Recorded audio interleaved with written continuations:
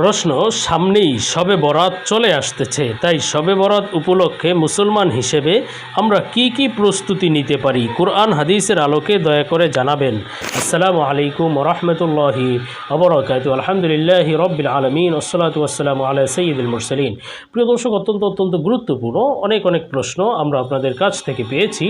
আজকের এই ভিডিওতে তন্মধ্য থেকে উল্লিখিত নির্বাচিত প্রশ্ন যে শবে বরাত উপলক্ষে আমরা কি কি প্রস্তুতি নিতে পারি সে সম্পর্কে বিস্তারিত আলোচনা করব ইনশাআল্লাহ। সুতরাং মনোযোগ সহকারে ভিডিওটি শেষ পর্যন্ত দেখবেন। আর আপনার কোনো প্রশ্ন থাকলে অবশ্যই কমেন্টে লিখে যাবেন, আমরা পরবর্তী ভিডিওতে জবাব দেবো ইনশাআল্লাহ। আর এছাড়া আমাদের সাথে সরাসরি যোগাযোগ করতে, প্রশ্ন করতে, অসংখ্য মাসআলা মাসাইল জানতে আমাদের ওয়েবসাইট ভিজিট করতে পারেন। ওয়েবসাইটের লিঙ্ক নিচে ডিসক্রিপশনে দেওয়া রয়েছে। তো প্রিয় দর্শক, কথা না বাড়িয়ে আমরা প্রশ্নটির জবাবে চলে যাই। তিনি প্রশ্ন করেছেন যে সামনেই শবে বরাত চলে আসতেছে, তাই শবে বরাত উপলক্ষে মুসলমান হিসেবে আমরা কি কি প্রস্তুতি নিতে পারি? কুরআন হাদিসের আলোকে দয়া করে জানাবেন। দেখুন প্রিয় দর্শক, শবে বরাত সব শব্দের অর্থ হলো রাত্র, এটি একটি ফার্সি শব্দ।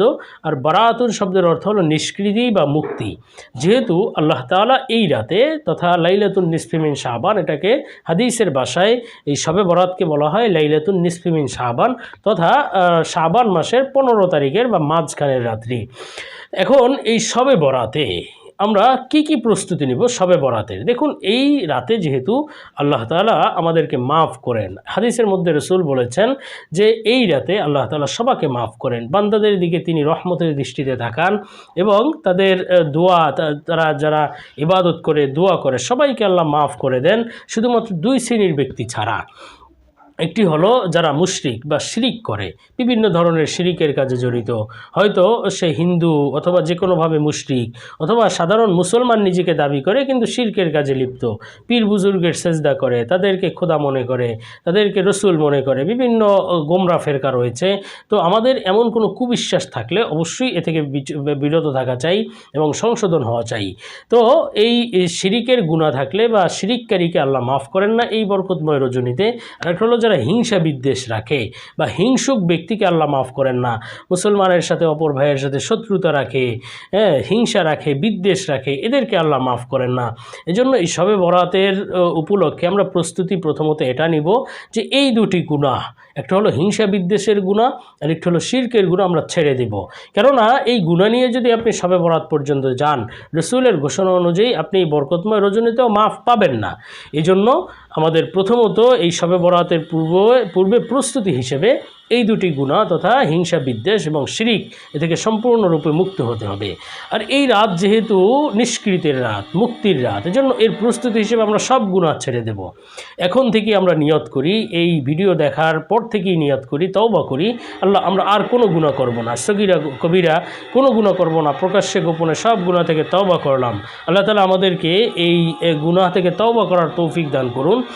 তাহলে হবে কি, আমরা শবে বরাতের যে পরিপূর্ণ বরকত এবং ফজিলাত আমরা লাভ করতে পারবো। অন্যথায় গুনাহ করবো একদিকে, আর একদিকে আল্লাহ মাফ করে দিবেন এবং আমরা বলবো আল্লাহ মাফ করে দেন।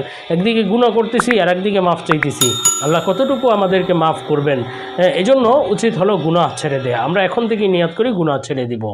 আর রাসূল সাল্লাল্লাহু আলাইহি ওয়াসাল্লাম বলেছেন যে রাসূল সাল্লাল্লাহু আলাইহি সাল্লাম এই রমজান উপলক্ষে বা রমজানের প্রস্তুতি নিয়েছেন আরও 2 মাস পূর্ব থেকে, তথা আপনার সেই রজব মাস থেকে। এজন্য তিনি রজব এবং শাবানে দোয়া করেছেন, আল্লাহুম্মা বারিক লানা ফি রজব ওয়া শাবান ওয়া বাল্লিগনা রমাদান। আল্লাহ, আপনি আমাদেরকে শাবান এবং রজবে বেশি বেশি বারাকা দান করুন এবং রমজান পর্যন্ত পৌঁছে দিন।